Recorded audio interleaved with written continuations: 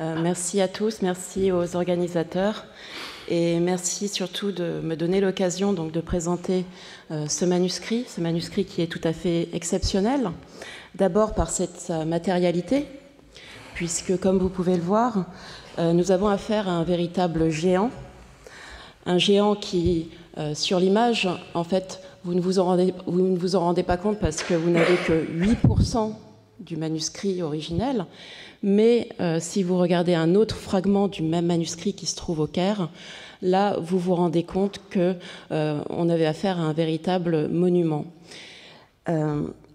Donc, son caractère exceptionnel tient donc d'une part à cette monumentalité, mais également à son histoire depuis la fabrication jusqu'à aujourd'hui.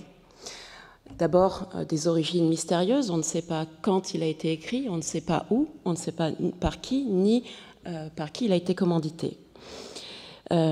Intéressant aussi par ses remaniements successifs, également par ses voyages et par les légendes qui ont été tissées progressivement autour de ce précieux artefact.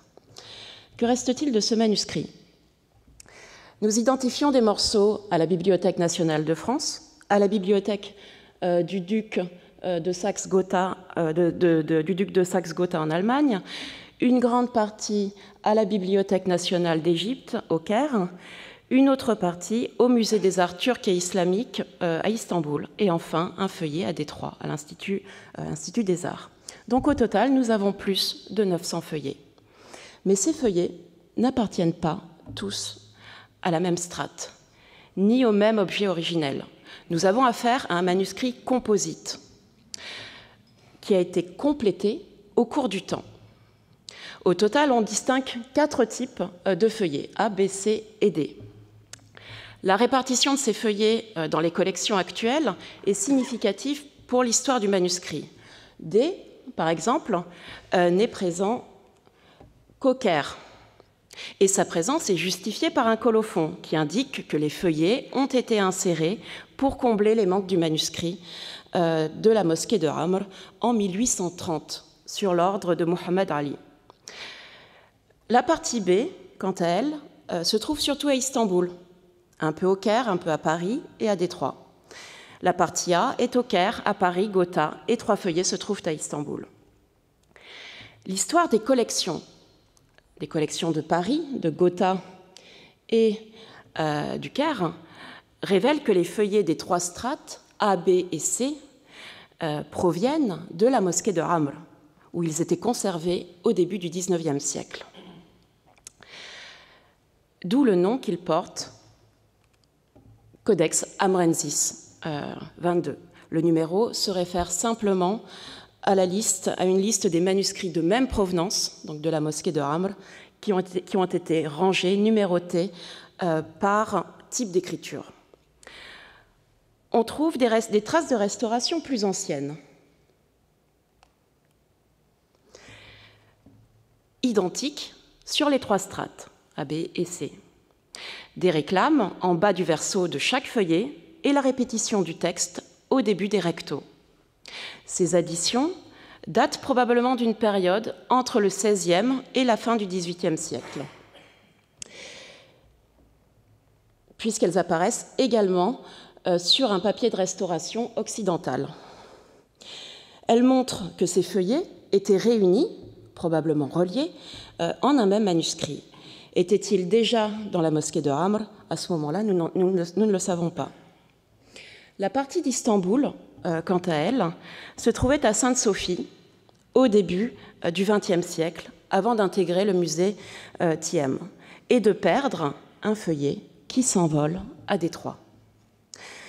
Elle ne porte pas les mêmes traces de restauration, ni les réclames, ce qui signifie qu'elle a circulé indépendamment avant ces modifications.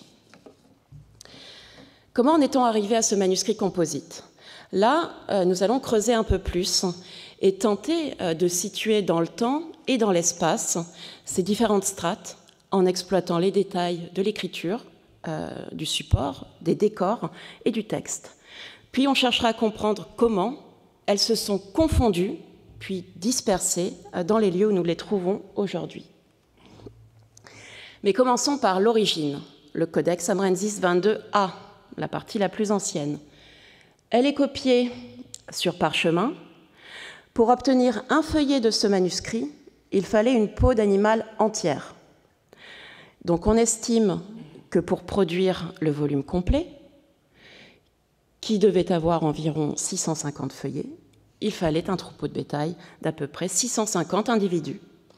C'est plus de 10 fois le nombre de peaux requises pour un exemplaire de belle taille, produit au début du 8e siècle. De ce manuscrit énorme, on en conserve environ la moitié. Étrangement, quasiment tous les feuillets appartiennent à la seconde moitié du texte coranique.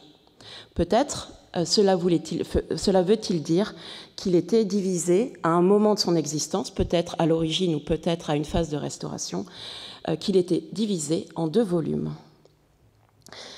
L'écriture est un koufique, un type koufique archaïque, donc de type C1, très sobre, tout à fait maîtrisé, économique, sauf vers la fin du texte, où les horizontales sont allongées, donc la technique que nous appelons le mashq. Et probablement parce qu'à ce moment-là, à la fin du texte, le copiste avait réalisé qu'il disposait d'assez de parchemin pour prendre plus d'espace.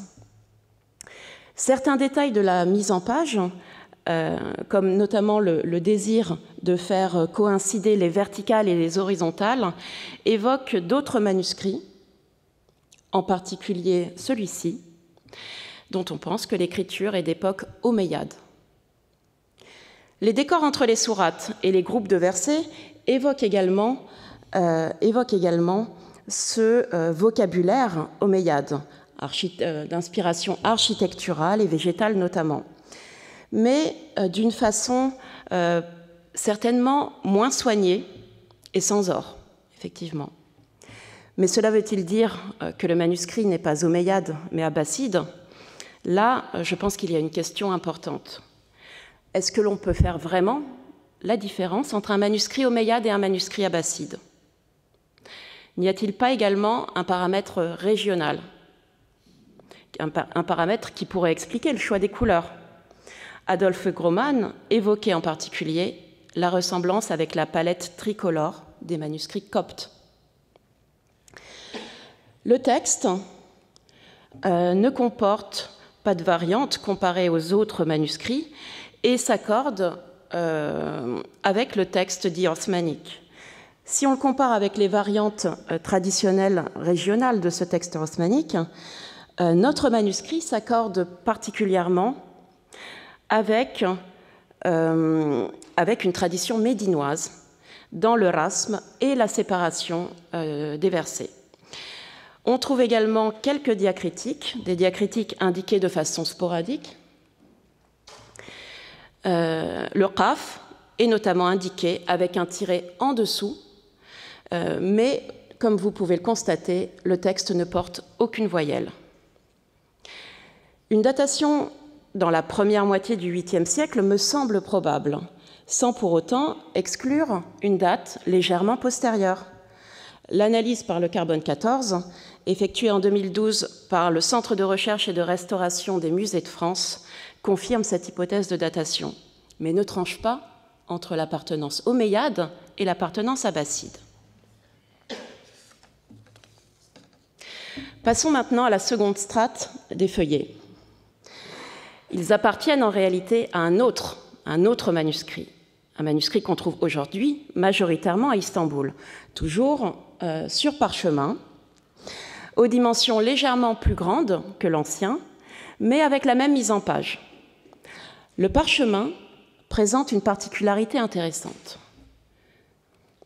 Si vous regardez bien, vous apercevez des stries qui sont liées à l'élimination des graisses sur le côté chair. Ce détail, à première vue insignifiant, pourrait être à première vue insignifiant si nous n'avions pas rencontré depuis d'autres fragments dans des types koufiques plus tardifs, dans des types koufiques assez tardifs, comme D2 par exemple, également des manuscrits en écriture nouveau style, mais aussi et surtout des manuscrits en écriture maghrébine, ce qui pourrait nous orienter vers une origine nord-africaine ou Andalousie du parchemin entre le Xe et le XIIIe siècle. C'est une piste que j'espère continuer d'explorer dans les mois qui viennent. L'écriture elle-même a pu être réalisée ailleurs. C'est un type koufique, mais qui, comme nous allons le voir, comporte des anomalies qui trahissent les influences d'autres styles, comme par exemple le nouveau style, et même des styles plus cursifs, qui commencent à être employés en Orient, Égypte compris, pour copier des Corans à partir du Xe, XIe siècle. Mais également, le style cursif a été aussi employé en Afrique du Nord, peut-être un peu plus tard. Les décors, enfin, employant en majorité de l'or et du bleu de lapis-lazuli, témoignent du luxe et de la copie et s'accordent bien avec finalement ce que l'on connaît de la production de ces régions aux alentours du XIe, XIIe siècle. Le texte suit une autre tradition dans les variantes traditionnelles d'Erasme, dont l'orthographe est plus moderne, au cas où on aurait imaginé que le copiste de notre manuscrit avait adopté le manuscrit d'origine, le manuscrit d'époque omeyyade, comme modèle. On trouve quelques diacritiques, notamment le qaf, avec 2 points au-dessus, comme ce qui est d'usage aujourd'hui, qui exclut une pratique maghrébine, dans laquelle le qaf ne porte qu'un point au-dessus et le fa un point en dessous. La datation par le carbone 14 enfin, situe ce manuscrit entre le XIe et le XIIIe siècle et s'accorde en partie avec notre hypothèse de datation. Au final, bien que le parchemin ait pu être d'origine nord-africaine, il a pu être exporté vers une autre partie du monde musulman pour y être copié. Mais les exemples égyptiens de cette période, ceux de la dynastie fatimide, sont malheureusement trop rares pour être sûrs de notre identification. En tout cas, si notre hypothèse s'avère exacte, nous pourrions avoir là un témoignage exceptionnel des Corans commandités certainement par un prince ou voire par le calife lui-même. Et notre manuscrit montre également une autre chose importante, c'est que le modèle monumental avec 12 lignes à la page a été imité dans des contextes différents. Maintenant, terminons notre identification avec la 3e strate. Pour cette partie, nous avons un nombre limité de feuillets et les séquences sont rarement continues, avec au plus 3 feuillets continus. Le manuscrit est également sur parchemin, toujours même mise en page, 12 lignes.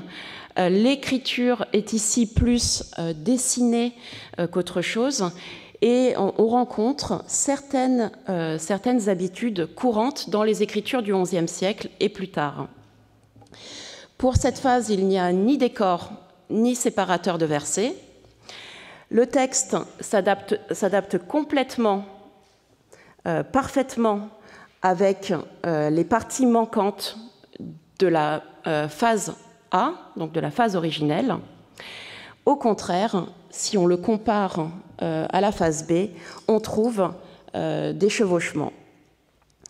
Ce qui nous laisse penser que ces feuillets n'ont jamais constitué un manuscrit indépendant, mais ont été faits ponctuellement pour restaurer, pour compléter le manuscrit d'origine, le Codex Amrensis A, mais sans prendre en compte B. La datation par le radiocarbone est sans doute le meilleur outil pour estimer son âge, plutôt XIIe, XIIIe siècle. S'il est clair que cette dernière strate est une restauration du manuscrit d'origine, comment expliquer qu'une partie de B, du Codex Amrensis B, se soit retrouvée mélangée à cet ensemble? Il est possible que nous ayons affaire à une première restauration, avec C, aux environs du XIIe-XIIIe siècle. Puis, à une date ultérieure, on a pu constater à nouveau un manque important du manuscrit, donc déjà composite, A plus C, et que l'on ait utilisé à cet effet des séquences de B, qui étaient somme toute assez récents, à peine quelques siècles. Ces parties vont rester au Caire, alors que le reste du manuscrit B, qui n'a pas été utilisé pour la restauration, va migrer, comme on le sait, vers Istanbul, au début du XVIe, probablement au début du XVIe siècle, avec la conquête ottomane. Il y a toutefois une question en suspens. Pourquoi trouve-t-on dans ce manuscrit désormais incomplet qui migre vers Istanbul, pourquoi trouve-t-on 3 feuillets du manuscrit d'origine et 3 feuillets de la restauration ayyoubide? On peut imaginer que pendant la deuxième phase de restauration, les 2 manuscrits on avait enlevé leur reliure, et donc quelques feuillets du manuscrit d'origine et de la restauration ont été oubliés par inadvertance et ont été mélangés aux feuillets non utilisés qui sont partis à Istanbul. En tout cas, le manuscrit restauré, donc A plus B plus C, n'a jamais été complet. Que de rebondissements dans la vie du Codex Amrensis 22. Avait-il un statut particulier pour qu'on lui accorde autant d'égards pendant des siècles? C'est en tout cas ce qu'ont supposé les catalogueurs de la bibliothèque du Caire à la fin du XIXe siècle. Pour eux, le manuscrit ne pouvait être que l'un des 2 célèbres Corans qui se trouvaient dans la mosquée de Amr au XVe siècle et qui sont mentionnés par plusieurs historiens égyptiens, dont Al-Maqrizi. Nous avions donc 2 manuscrits, soit celui du gouverneur Umayyad, Abdelaziz ibn Marwan, connu sous le nom de Mushaf Asma, la petite fille du gouverneur. Le deuxième manuscrit, c'était celui du calife Othman, qui portait les taches de sang, car le calife aurait été assassiné au moment où il lisait le texte sacré. À propos du premier exemplaire, on dispose d'une anecdote qui remonte au IXe siècle concernant l'existence d'une faute. Une faute dans le texte. Donc on trouvait Najra, donc Nun, Jim, Ain, Ta, au lieu de Narja, Nun, Ain, Nun, Ain, Jim, Ta.